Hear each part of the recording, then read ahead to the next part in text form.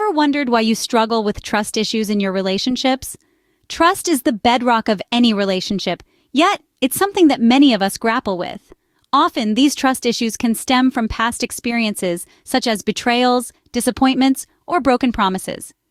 Now, let's delve into some strategies to conquer trust issues. First up, understanding the root cause is key. Reflect on past experiences that may have led to trust issues. A therapist can provide a safe space to explore these past hurts and develop healthier coping mechanisms. Next, we have building trust gradually. Start small, be patient. Gradually increase the level of trust as you feel comfortable.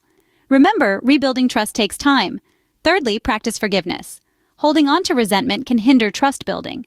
Forgive past hurts and focus on moving forward in a positive light. Finally, establish healthy boundaries. Don't tolerate behaviors that erode trust, like lying or disrespect.